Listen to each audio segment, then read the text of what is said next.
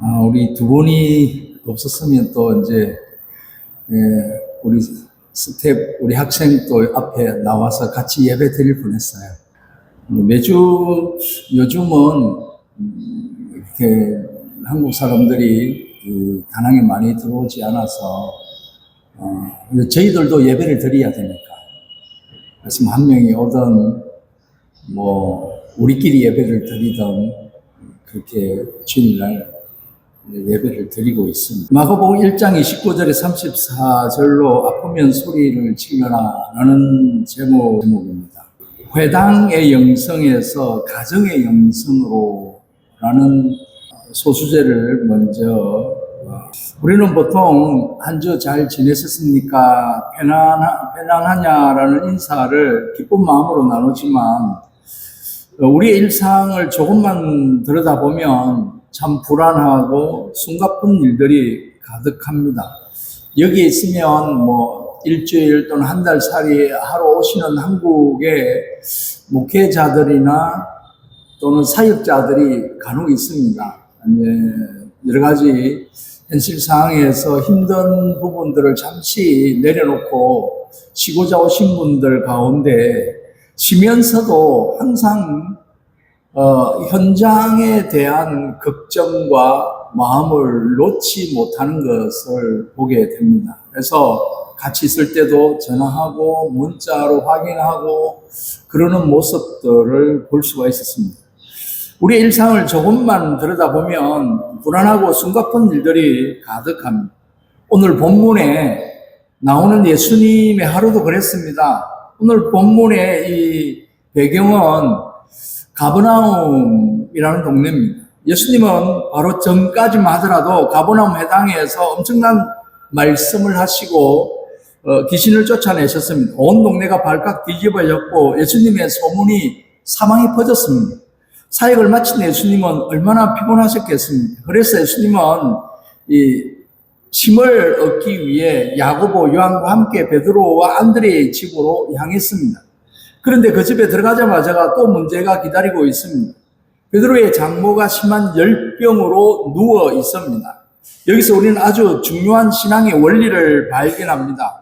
신앙의 지평이 거룩한 이 해당에서 삶의 냄새가 나는 가정으로 옮겨간다라는 사실입니다. 많은 그리스도인이 주일 예배 해당에서는 은혜를 받지만 교회 문을 열고 나가는 순간 주차장에서 또 길에서 운전하다가 은혜를 다 쏟아버리는 경우들이 있습니다.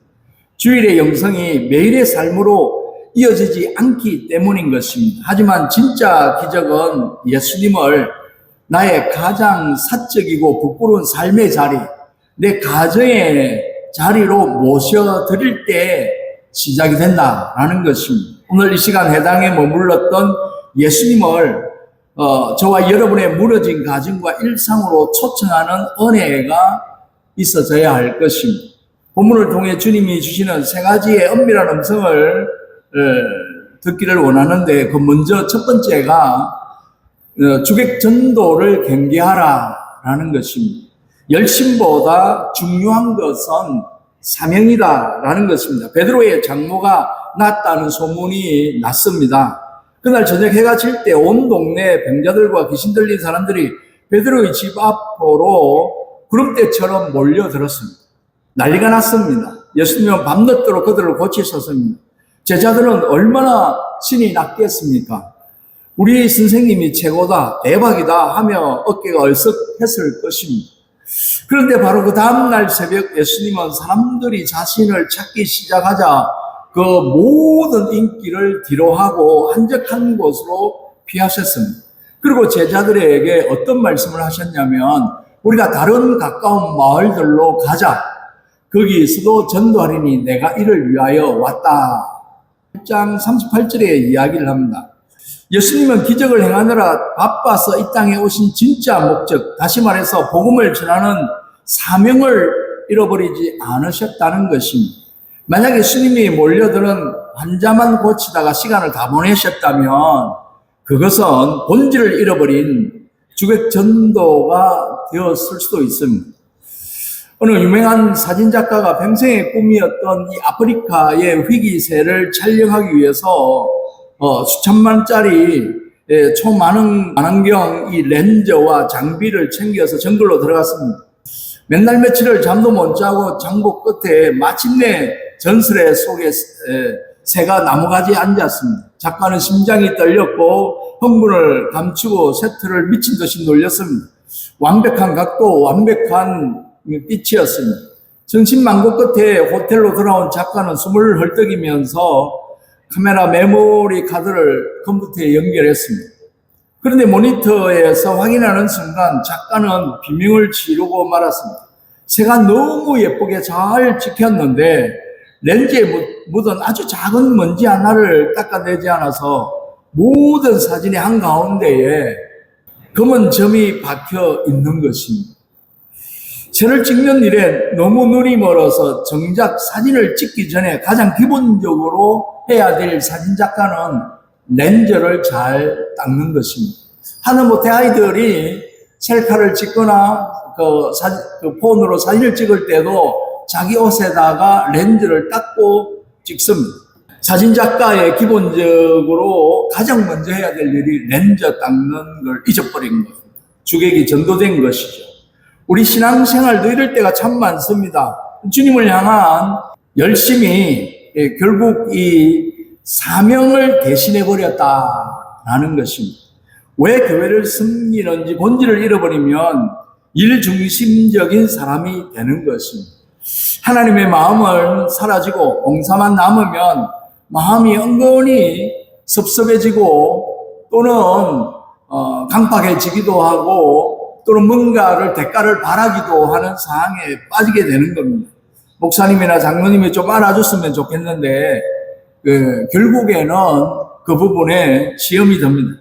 섬김이 일이 되어 버리면 주변 사람들에게 상처를 줍니다. 나는 이렇게 애쓰고 힘쓰고 노력하는데 너는 뭐하냐? 라는 식입니다. 안식일을 지키기 위해 안식일의 주인 부모이신 하나님의 마음을 버렸던 이 바리새인들처럼 그렇다는 겁니다. 우리가 하나님의 영광을 가로채거나 그 일 그 자체에 안주하고 있지 않는지 돌아봐야 하는 것입니다. 예수님처럼 끊임없이 새벽에 한적한 곳으로 나아가 나의 사명을 점검하는 은혜가 있어야 할 것입니다. 개비치 해변을 하루에 한 1시간 반, 2시간 정도 모래사장을 띱니다. 요즘은 4시 30분에 나가서 해가 뜨겁지 않는 시간에 한 6시 전후로 들어오는데 물론 운동하는 시간이기도 합니다. 그렇지만 저한테는 특별하게 기도의 시간을 갖습니다. 헤드셋을 착용하고 찬양을 듣고 말씀을 듣는 시간을 가지면서 항상 그 많은 현지인들이 운동하는 그 사이를 비집고 뛰고 그러면서 오로지 하나님만 바라보고자 하는 마음을 갖습니다. 두 번째는 하찮은 문제는 없습니다. 주님 앞에 문제를 드러내야 하는 것입니다. 다시 본문으로 돌아보면 사실 베드로 장로의 열병은 마가복음에 나오는 다른 거창한 기적들, 다시 말해서 나병 환자가 낫고 죽은 자가 살아나고 눈을 뜨는 기적에 비하면 아주 가볍거나 하찮아 보일지 모릅니다. 하지만 아무리 남들에게 하찮아 보여도 당사자와 그 가족에게는 지금 당장 삶을 멈추게 만드는 가장 심각한 문제인 것입니다. 게다가 당시 유대인들의 랍비 전생에 의하면 열병을 앓는 사람에게 손을 대는 것은 부정을 타는 금기사항입니다. 전염의 두려움도 있을 것입니다. 그래서 어쩌면 이 가정의 장모병을 숨기고 싶을지도 모릅니다. 오늘 본문 30절에 보면 사람들이 곧 그 여자에 대하여 예수께 여짜온대 라고 되어 있습니다. 베드로가 직접 말한 것이 아니었습니다. 베드로가 말하고 싶었지만 주저하고 있었는지도 모릅니다.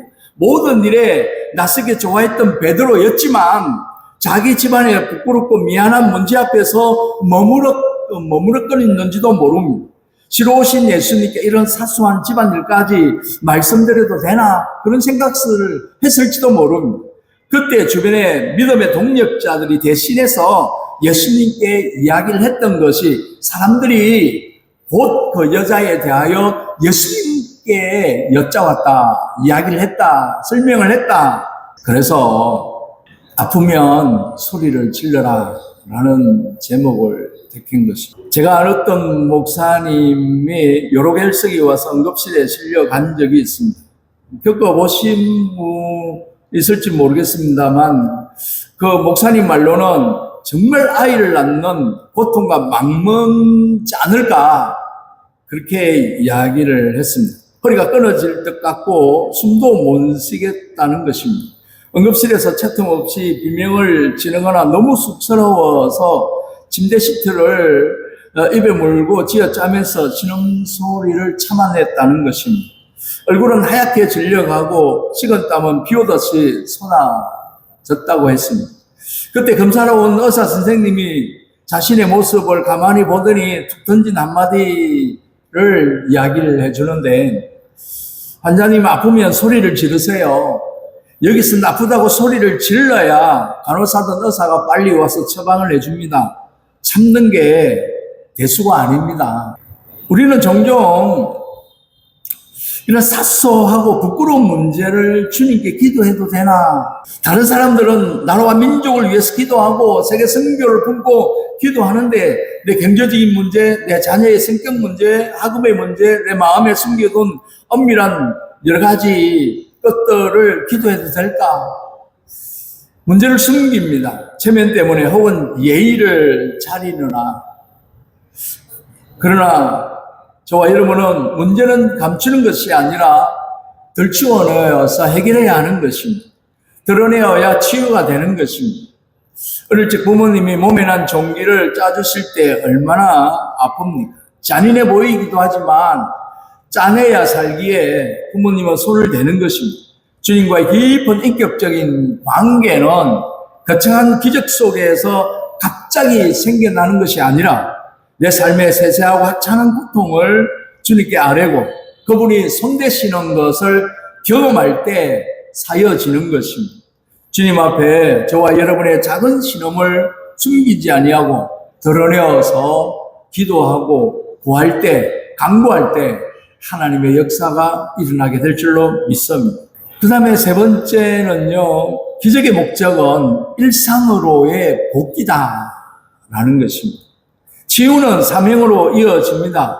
예수님은 장모의 열병 소식을 들으셨고 당시의 모든 사회적 금기를 깨뜨리시며 다가가셨습니다. 그리고 여인의 손을 잡아 일으키셨습니다. 그러자 31절에 보면 열병이 떠나고 여자가 그들에게 수종 들었다라고 되어 있습니다. 열병이 떠나자 이 여인이 행한 일은 하늘을 날아가거나 놀라운 신동력을 보여준 것이 아니라 그저 침상에서 일어나 부엌으로 가 예수님과 제자들을 대접하는 평범한 일상으로 돌아갔다라는 것입니다. 어느 집에 매일 두들거리며 불평만 하던 사춘기 자녀들과 또 무심한 남편이 살고 있었습니다. 엄마는 매일 밥하고 빨래하고 청소하고 자신의 일상이 너무 하찮고 짜증이 났습니다. 그런데 어느 날 그 엄마가 지독한 독감에 걸려 일주일 동안 누워있게 되었습니다. 엄마가 누워버리자 집안은 순식간에 난장판이 되었습니다. 싱크대에 설거지가 산더미처럼 쌓이고 입을 옷이 없어지고 집안에는 쾌쾌한 냄새가 났습니다. 가족들은 그야말로 편의점 도시락을 먹으며 엄마의 빈자리를 뼈저리게 느끼게 되었습니다. 일주일쯤 지나자 열이 내린 엄마가 부서서 일어나 싱크대 앞으로 갔습니다. 아이들과 남편이 달려와서 한우를 지릅니다. 엄마가 일어났다. 엄마가 나았다. 우리는 살았다.